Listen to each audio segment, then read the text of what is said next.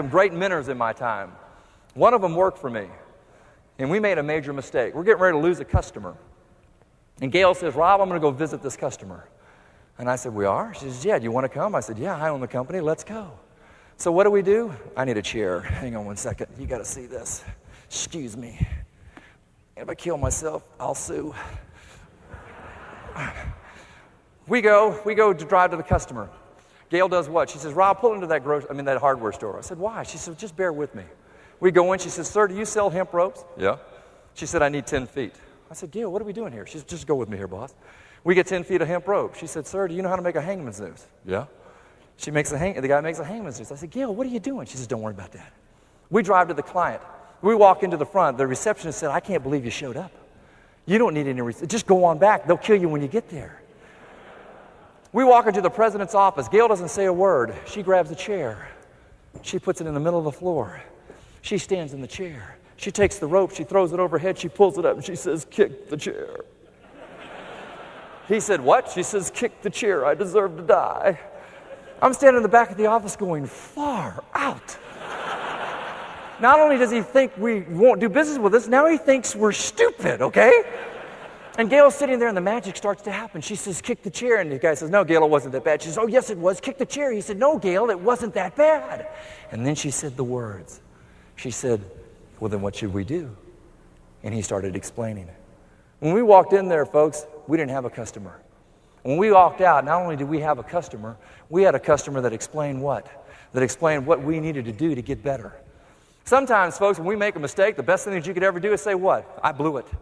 I blew it. But guess what? Let me tell you how fast we're going to fix it. And all of a sudden the client says, gosh, Yellow blew it. But boy, did they fix it fast. Your customer understands mistakes. And guess what, folks? They make them, so do we. But it's how we fix them that counts. We now have an opportunity to do what? Take it to the next level. And that's what I'm trying to identify to you. Take it to the next level. Admit the mistake and then fix it. Listen to what they've got to say and then do it. That's what the game is all about. You look at change. Anybody know who invented the digital watch? Any idea? The Swiss, exactly correct. The Swiss, the watchmakers of the world, invented the digital watch. And they took it to the National Association of Watchmakers. They said, what do you think? 65,000 watchmakers said, it'll never sell. They said, how come? Doesn't have a mainspring.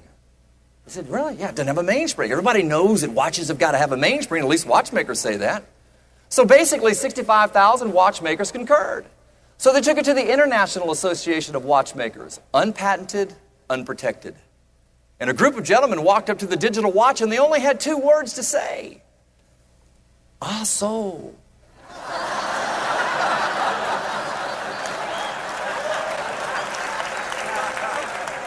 Very interesting watch. Have no mainspring to break. Keep perfect time. We sell millions. And they did. 10 years later, ladies and gentlemen, there were 55,000 less watchmakers in Switzerland. Their paradigm was a watch has got to have a mainspring. Where's your paradigm? When you start looking at the game, folks, you start thinking about how you're going to change. How many of y'all have ever seen your mainspring? I never have. To me, a watch is either a status symbol or a timepiece. I don't care if there's a rat running around in a sucker, long as the rat's on time. But to the watchmaker, ladies and gentlemen, to the watchmaker, it's a mainspring. And my question to you is, to take it from bronze to silver to gold to platinum, what's going to be the paradigm that slows you down? I love getting the audience involved. Not only does their involvement create more of a power and energy in the room, but it also creates a unity between us. They go from listening to a program to becoming part of an experience.